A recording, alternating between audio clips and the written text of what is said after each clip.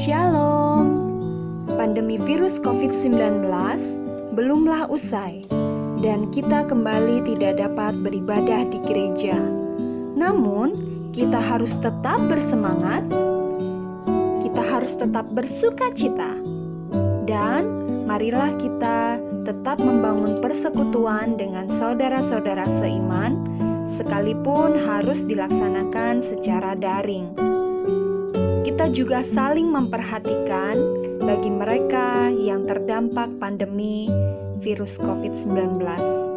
Ketika kita beraktivitas di luar, tetap kita jaga protokol kesehatan, tetap memakai masker, menjaga jarak dengan orang-orang sekitar, sering mencuci tangan sampai bersih, hindari kerumunan dan tidak berdesakan, serta mengurangi mobilitas di luar rumah.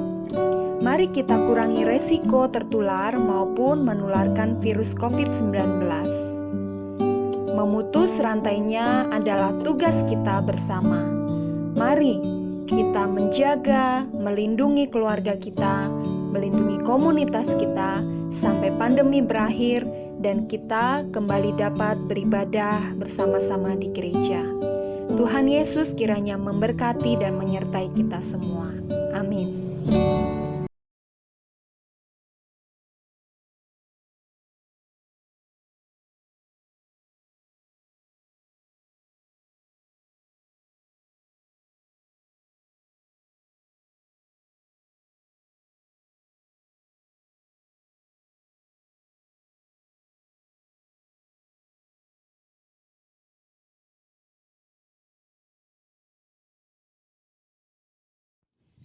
Mari jemaat berdiri dan menaikkan pujian pembuka.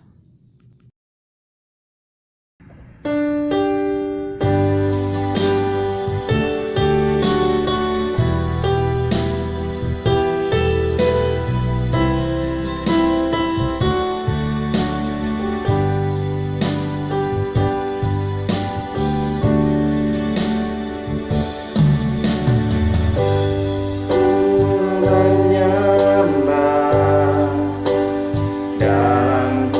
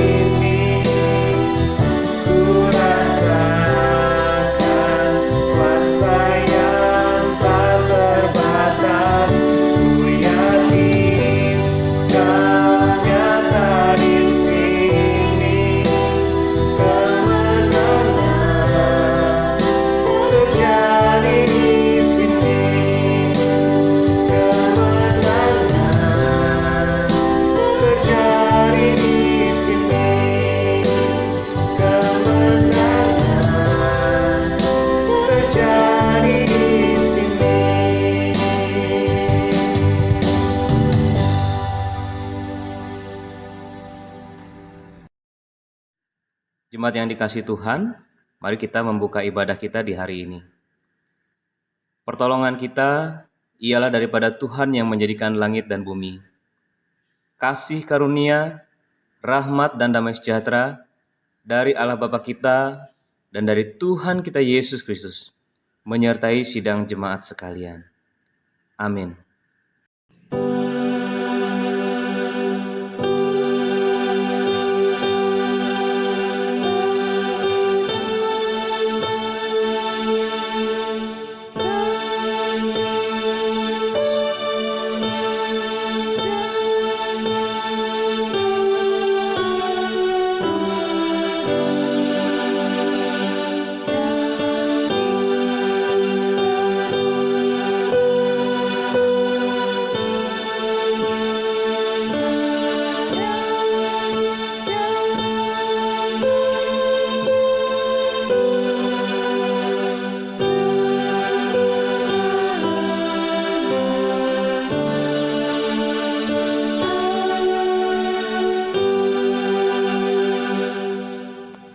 Bapak, Ibu, Saudara-saudara yang terkasih di dalam Tuhan kita Yesus Kristus, nas pembimbing untuk ibadah kita di minggu ini terambil dari Amsal pasal 3, ayat 5 dan ayatnya yang ke-7. Demikian firman Tuhan. Percayalah kepada Tuhan dengan segenap hatimu, dan janganlah bersandar kepada pengertianmu sendiri. Janganlah engkau menganggap dirimu sendiri bijak, takutlah akan Tuhan, dan jauhilah kejahatan. Amin.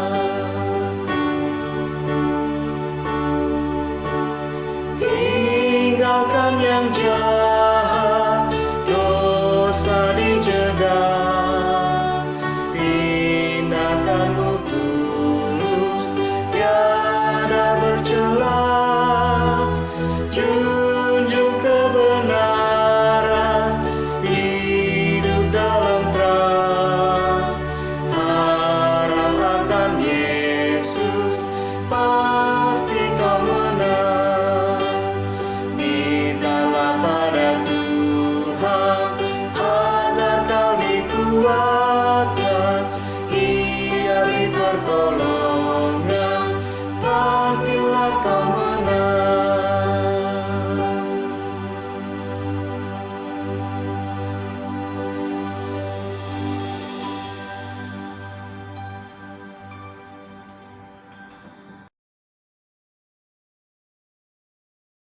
Jemaat yang dikasihi Tuhan Yesus Kristus, dengarkanlah hukum Tuhan pada hari ini yang terambil dari Yakobus pasal 4 ayatnya yang ke-7 sampai ke-8. Karena itu, tunduklah kepada Allah dan lawanlah iblis, maka ia akan lari daripadamu. Mendekatlah kepada Allah dan ia akan mendekat kepadamu. Tahirkanlah tanganmu, hai kamu orang-orang berdosa, dan sucikanlah hatimu, hai kamu yang mendua hati.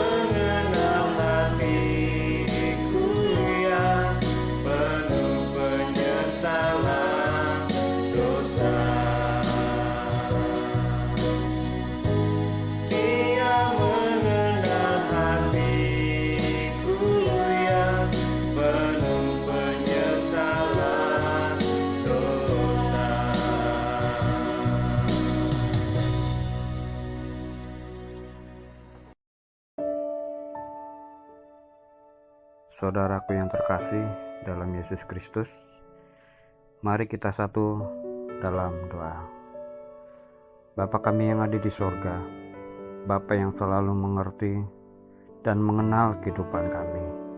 Kami bersyukur ya Bapa untuk kesempatan pada hari ini. Kami bisa menikmati hidup sampai hari ini semuanya karena kemurahan Tuhan. Dan kami bersyukur Bapa telah menganugerahkan iman bagi kami, iman yang menjadi landasan kami, agar hidup kami menurut cara dan kehendak Bapa. Dalam kerendahan hati kami ya Bapa, kami mengarahkan hati kami kepadamu Bapa, mengakui setiap perbuatan dosa-dosa kami. Kami sering menyombongkan diri, seolah-olah kami mampu hidup tanpa Tuhan. Hidup kami seringkali menyombongkan bahwa hidup kami hanya mengandalkan diri sendiri.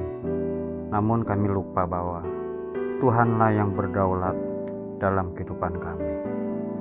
Oleh karena itu, kami mohon hikmat Tuhan untuk terus membimbing kami, agar kami tidak jauh dari Engkau Bapa.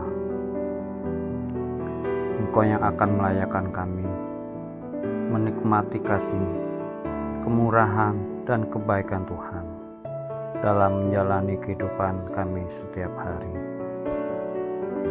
Kita tahu sekarang bahwa Allah turut bekerja dalam segala sesuatu untuk mendatangkan kebaikan bagi mereka yang mengasihi Dia, yaitu bagi mereka yang terpanggil sesuai dengan rencana Allah. Dalam nama Bapa, Putra, dan Roh Kudus, kami sudah berdoa. Amin.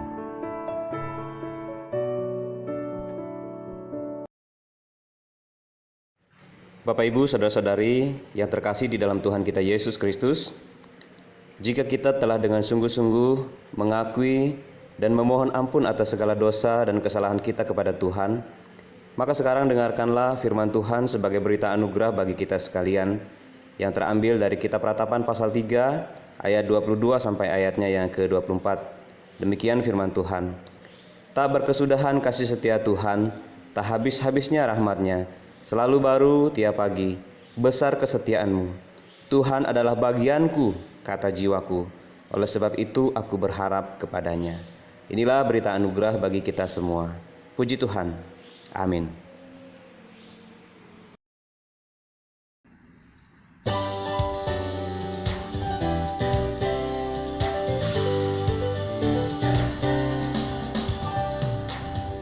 Tiada berkesudahan kasih setiamu Tuhan, selalu baru rahmat-Mu bagiku.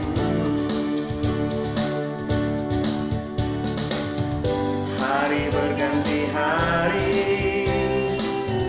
tetap kulihat kasih-Mu, tak pernah berakhir di hidupku.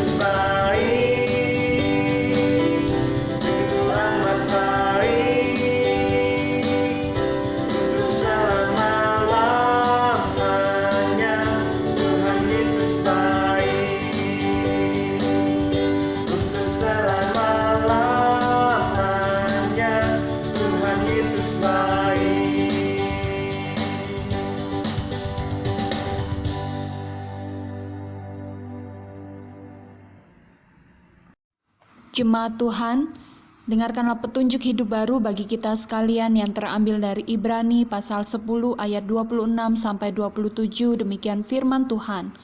Sebab jika kita sengaja berbuat dosa sesudah memperoleh pengetahuan tentang kebenaran, maka tidak ada lagi korban untuk menghapus dosa itu, tetapi yang ada ialah kematian yang mengerikan akan penghakiman dan api yang dahsyat yang akan menghapuskan semua orang durhaka.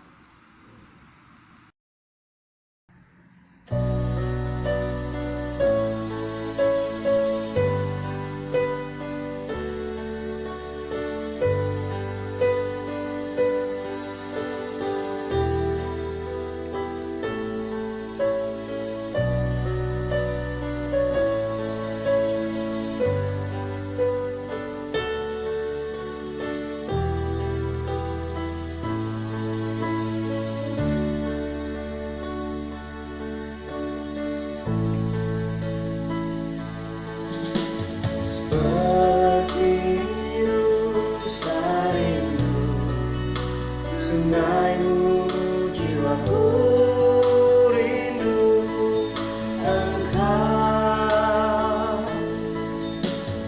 Kaulah Tuhan hasrat hatiku, ku rindu menyembahmu. Engkau kekuatan dan perisaiku, kepadamu rohku berserah.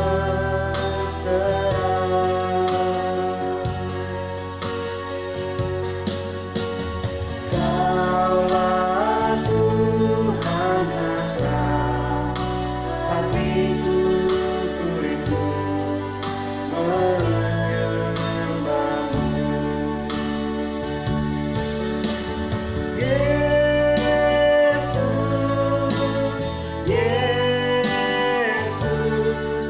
Kau berarti bagiku. Yesus, Yesus, Kau segalanya bagiku.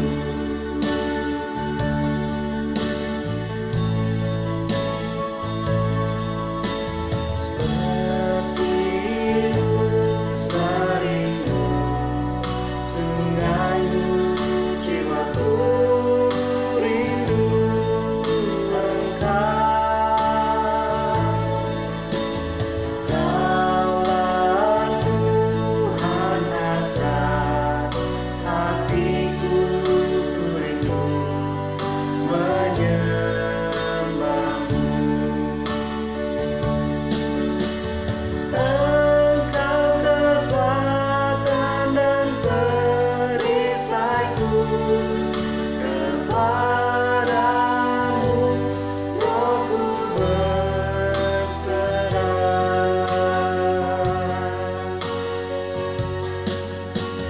Kaulah Tuhan hasrat hatiku, ku rindu menyembahmu. Yesus, Yesus, Kau berarti bagiku. Yesus, Yesus, Kau segalanya bagiku. Kau segalanya bagiku.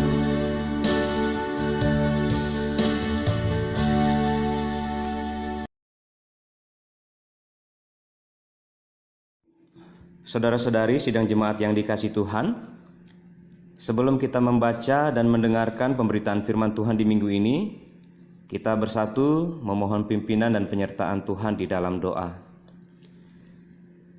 Tuhan Allah Bapa kami yang ada di dalam kerajaan surga, Segala puji syukur kami panjatkan ke hadapan hadirat-Mu.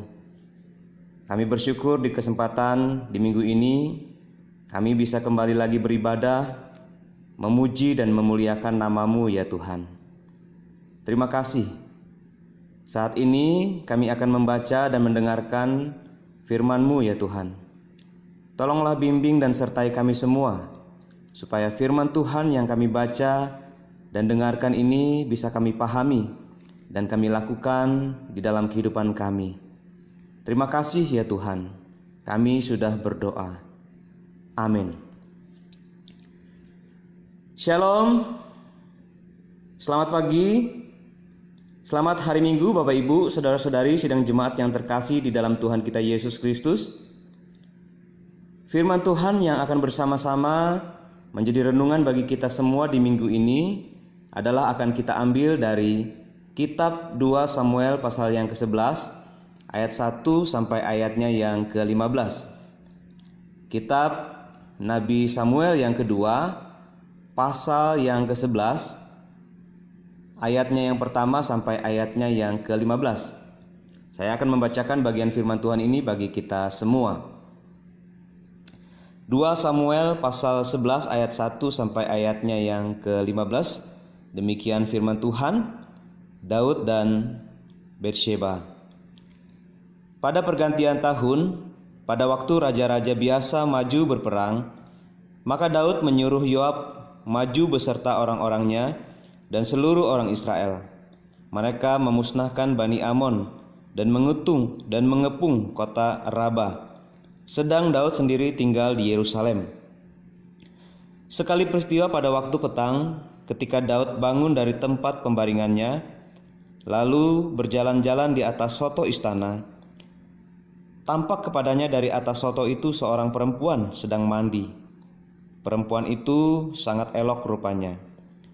Lalu Daud menyuruh orang bertanya tentang perempuan itu, dan orang berkata, itu adalah Batsheba binti Eliam, istri Uria, orang Het itu.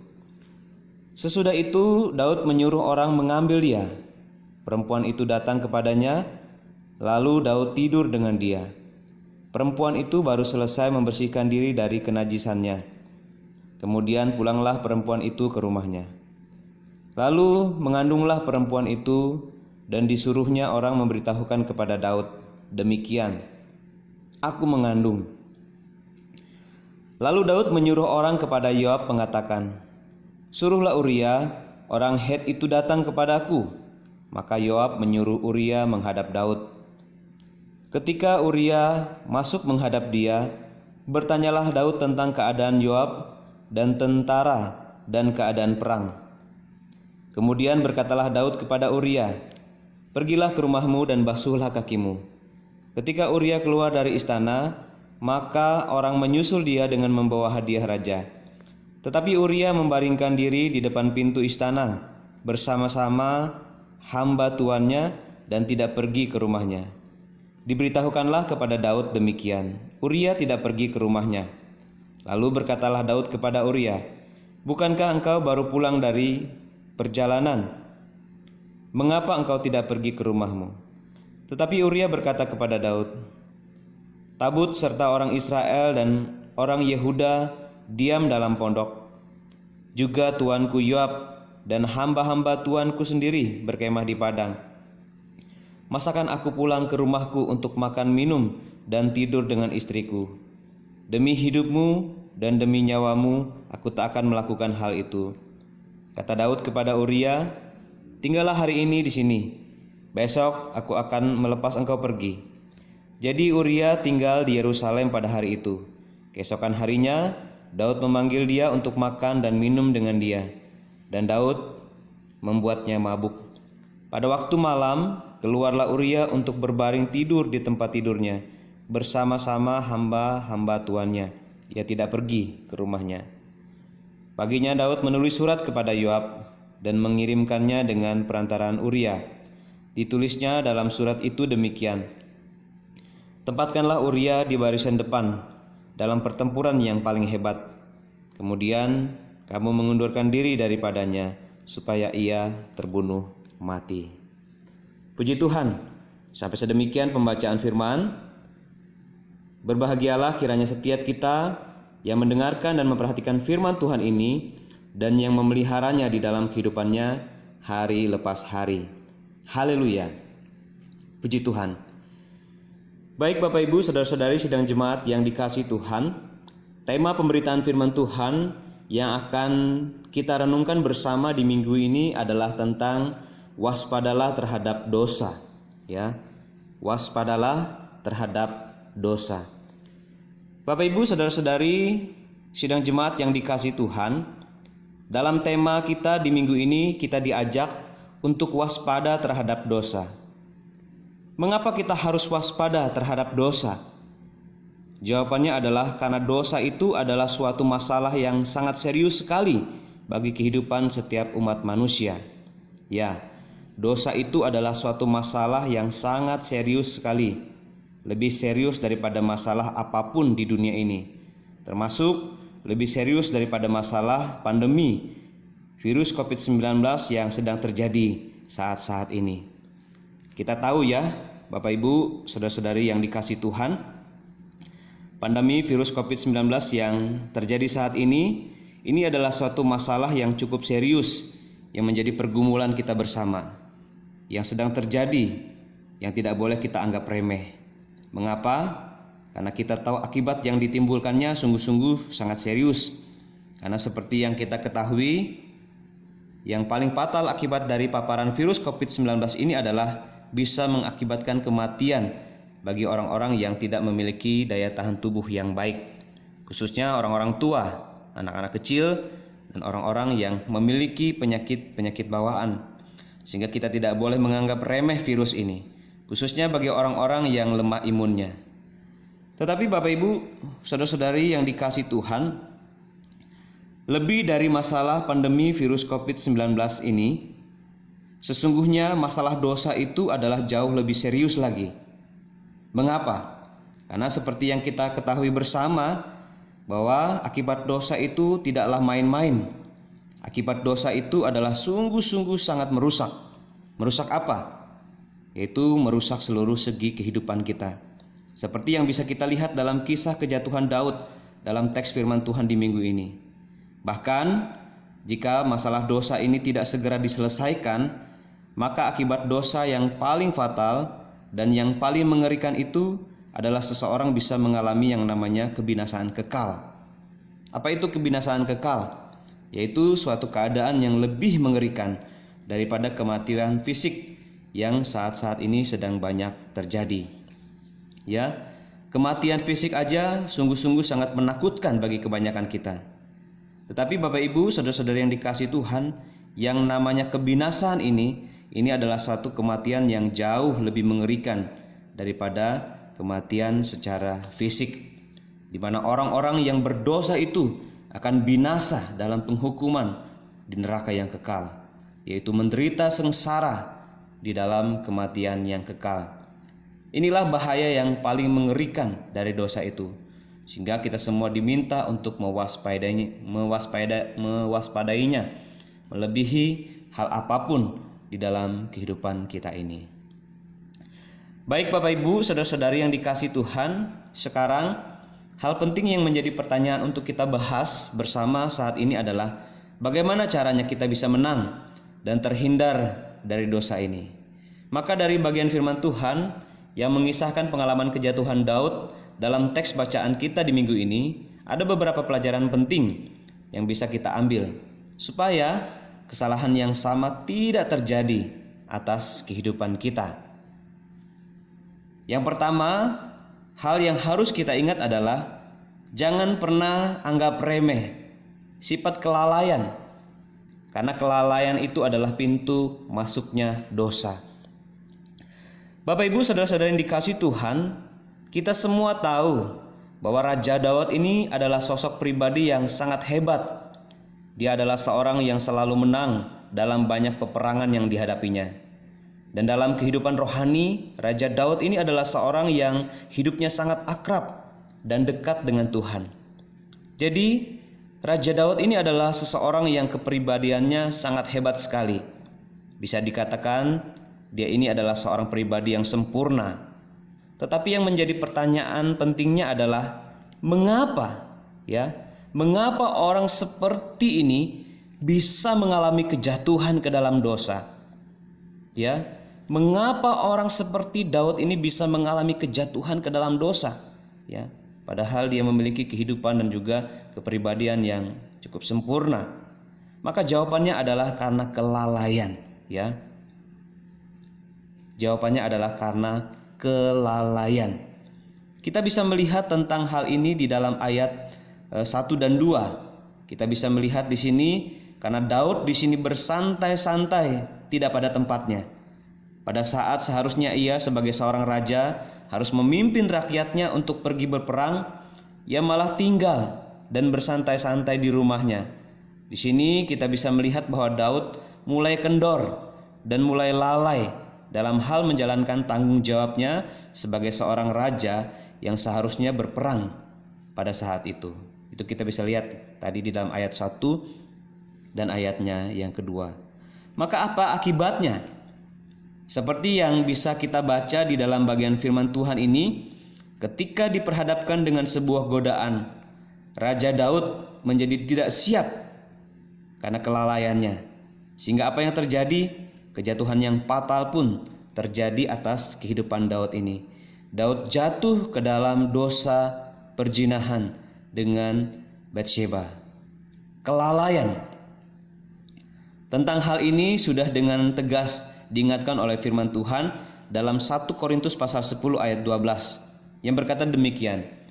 Sebab itu siapa yang menyangka bahwa ia teguh berdiri, hati-hatilah supaya ia jangan jatuh. Ya. Sebab itu siapa yang menyangka bahwa ia teguh berdiri, hati-hatilah supaya ia jangan jatuh. Bukankah kejadian-kejadian seperti inilah yang sering terjadi pada kebanyakan orang-orang sukses yang akhirnya gagal?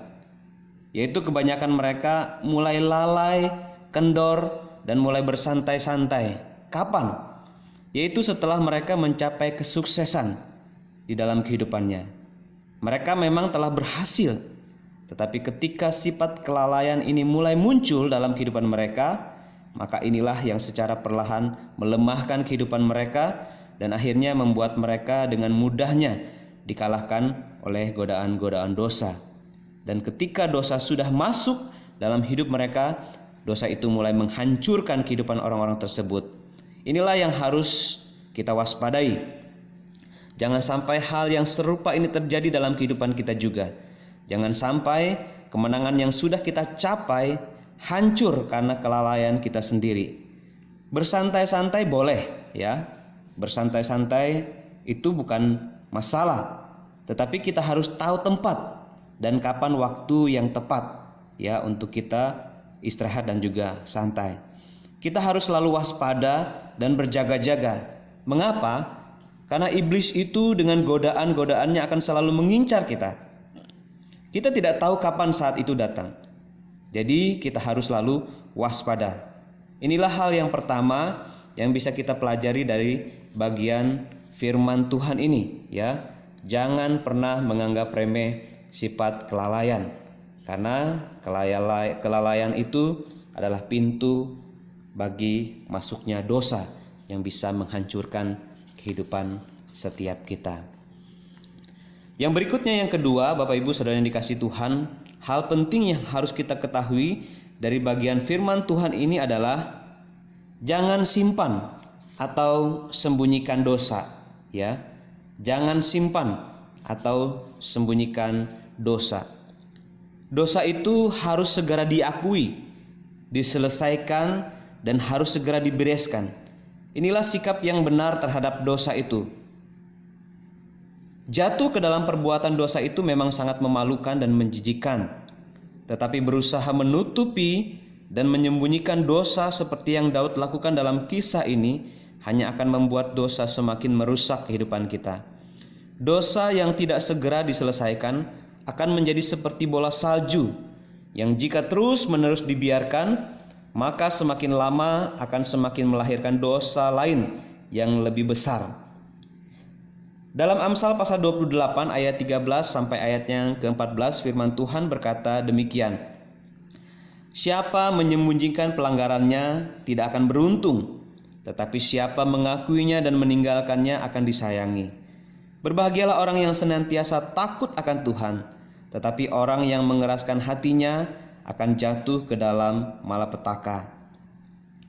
Bapak Ibu yang dikasihi Tuhan, jangan malu, jangan takut, dan jangan ragu mengakui dosa-dosa yang sudah kita perbuat.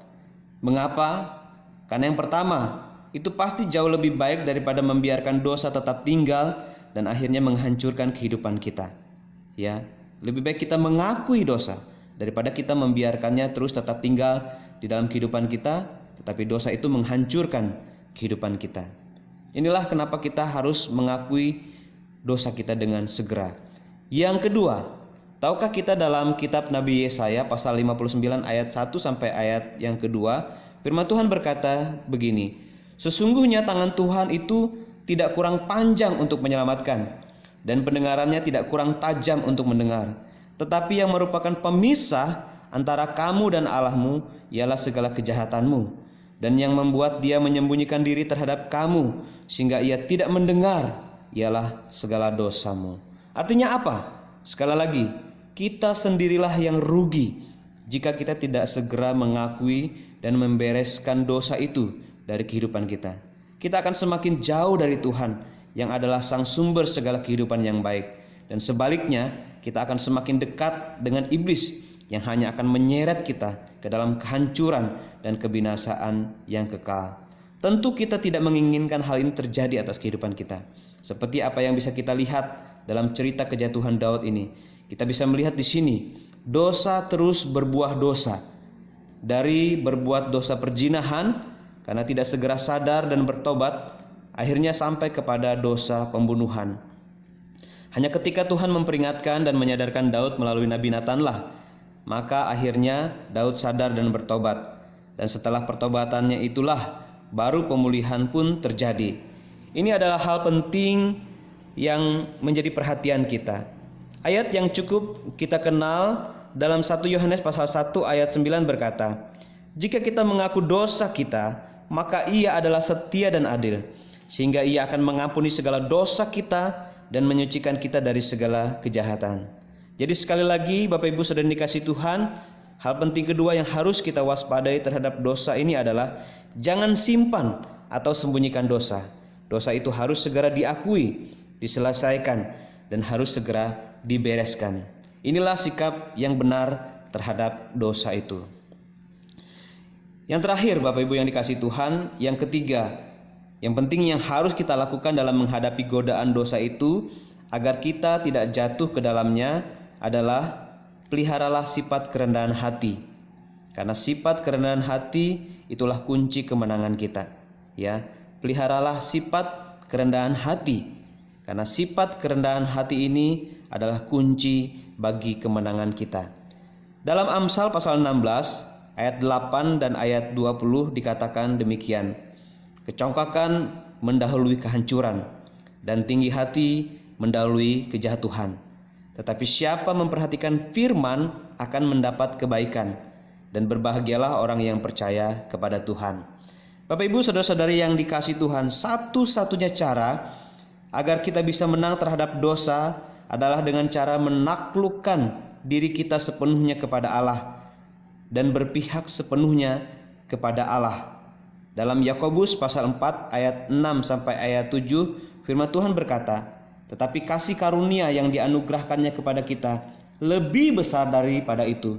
Karena itu ia katakan, Allah menentang orang yang congkak, tetapi mengasihi orang yang rendah hati. Karena itu tunduklah kepada Allah dan lawanlah iblis, maka ia akan lari daripadamu.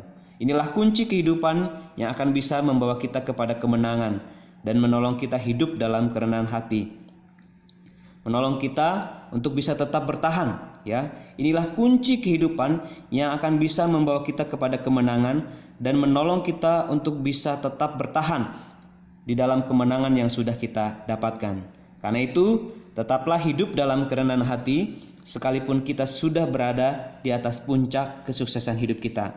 Sifat kerendahan hati itu adalah seperti pagar dan bahkan seperti tembok yang sangat kokoh dan kuat yang bisa kita percaya untuk melindungi kehidupan kita dari berbagai macam godaan dosa, sehingga kita tidak akan mudah jatuh sekalipun godaan dosa itu terus datang ke dalam kehidupan kita. Puji Tuhan, demikianlah pemberitaan firman Tuhan bagi kita di minggu ini. Semoga pemberitaan firman Tuhan di minggu ini boleh menjadi berkat bagi kita semua. Dan semoga kita semua tetap selalu ada dalam keadaan yang sehat, dipimpin, disertai, dan diberkati oleh Tuhan kita. Tuhan Yesus memberkati kita semua. Amin. Mari kita bersyukur dan bersatu kembali di dalam doa. Tuhan Allah Bapa kami yang bertahta di dalam kerajaan surga, terima kasih untuk firman-Mu yang boleh kami bersama-sama dengarkan di minggu ini. Bimbinglah setiap kami ya Tuhan untuk bisa memahami lebih dalam akan kebenaran firman-Mu ini bagi kehidupan setiap kami masing-masing, sehingga kami boleh semakin mengerti dan bisa melakukannya di dalam kehidupan kami tiap-tiap hari. Terima kasih ya Tuhan.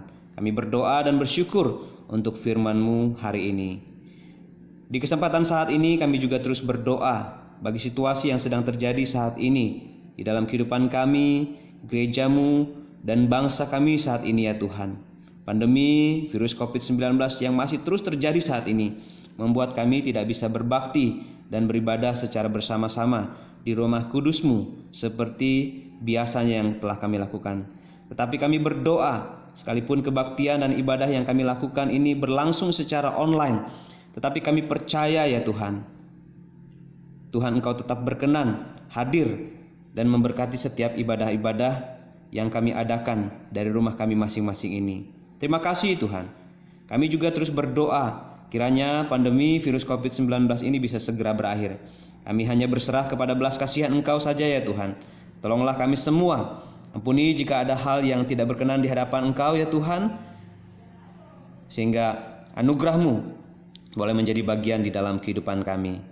Berkati kami semua ya Tuhan yang boleh beribadah di tengah-tengah situasi saat ini. Terus kuatkan, teguhkan iman kami, dan biarlah kami terus tetap setia untuk beribadah, memuji dan juga memuliakan nama Tuhan sekalipun di tengah-tengah keterbatasan yang ada. Berkati gereja kami dan jemaat-Mu di tengah-tengah situasi yang sulit yang terjadi saat ini, agar tetap kuat, tabah dan sabar, tetap berharap dan percaya kepada Engkau ya Tuhan. Berkati juga bangsa kami ya Tuhan. Berkati para pemimpin bangsa kami di dalam mengambil kebijakan dan juga keputusan.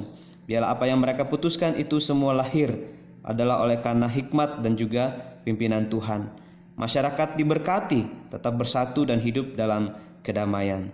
Terima kasih banyak ya Tuhan. Inilah doa kami di dalam nama Tuhan kami Yesus Kristus, Tuhan yang sudah mengajarkan kami berdoa. Bapa kami yang di surga, dikuduskanlah nama-Mu, datanglah kerajaan-Mu, jadilah kehendak-Mu di bumi seperti di surga. Berikanlah kami pada hari ini makanan kami yang secukupnya, dan ampunilah kami akan kesalahan kami, seperti kami juga mengampuni orang-orang yang bersalah kepada kami. Dan janganlah membawa kami ke dalam pencobaan, tetapi lepaskanlah kami daripada yang jahat. Karena Engkaulah yang punya kerajaan dan kuasa dan kemuliaan sampai selama-lamanya. Terima kasih Tuhan. Amin.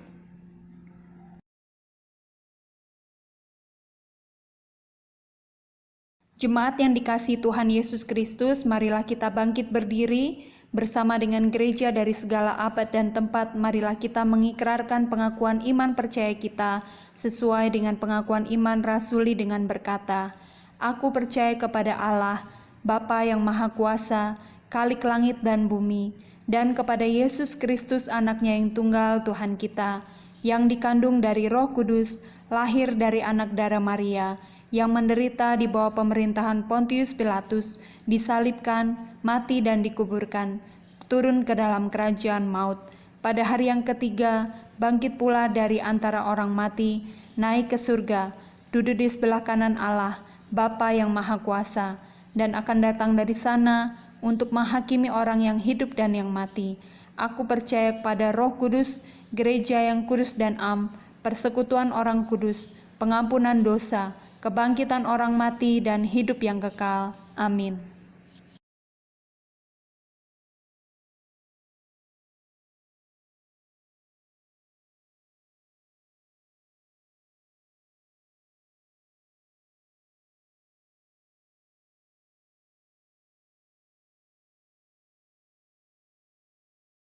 Jemaat yang dikasihi Tuhan, marilah kita memberikan persembahan syukur kita dengan didasari oleh kebenaran firman Tuhan yang terambil dari Mazmur pasal 50 ayat 14. Persembahkanlah syukur sebagai korban kepada Allah dan bayarlah nazarmu kepada Yang Maha Tinggi.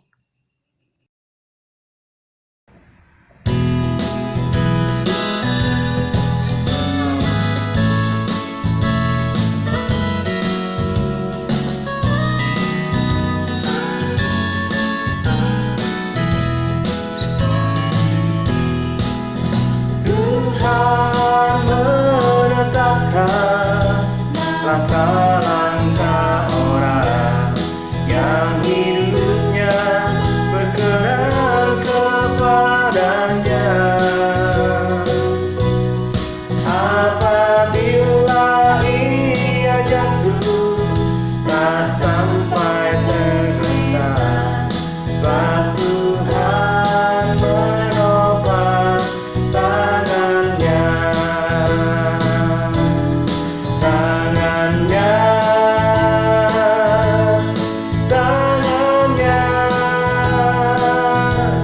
Sebab Tuhan menopang tangannya. Apabila ia jatuh, tak sampai tergeletak, sebab Tuhan menopang tangannya.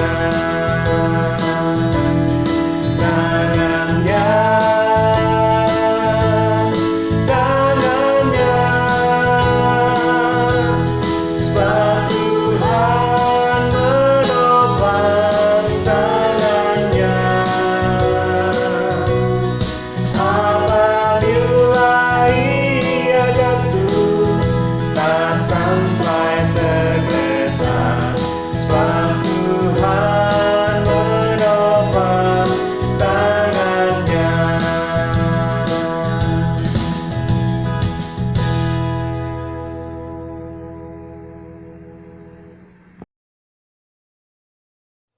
Tuhan, kami sungguh mengucap syukur atas berkat-Mu. Tuhan, kami telah mendengarkan sebagian dari firman-Mu dan juga telah memuji nama-Mu. Tuhan, kami telah memberikan apa yang sudah Tuhan berikan pada kami hari ini. Berkatilah persembahan ini supaya menjadi berkat dalam gereja-Mu. Berkati juga tangan-tangan yang sudah memberi walaupun yang belum sempat memberi. Karena semua ini hanyalah untuk kemuliaan-Mu saja. Dalam nama Tuhan Yesus kami berdoa. Amin.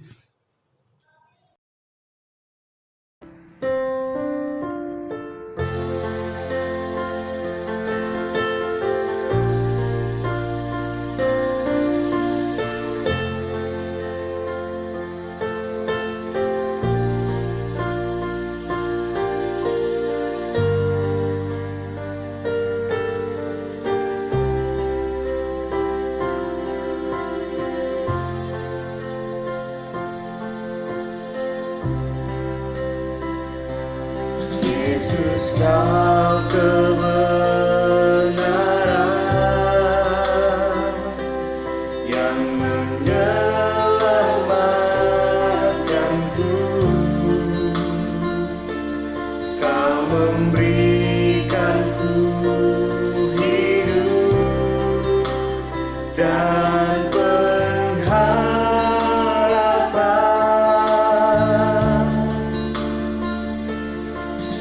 Ikut kehendak-Mu, ku perlu anugerah-Mu, ku nyatakan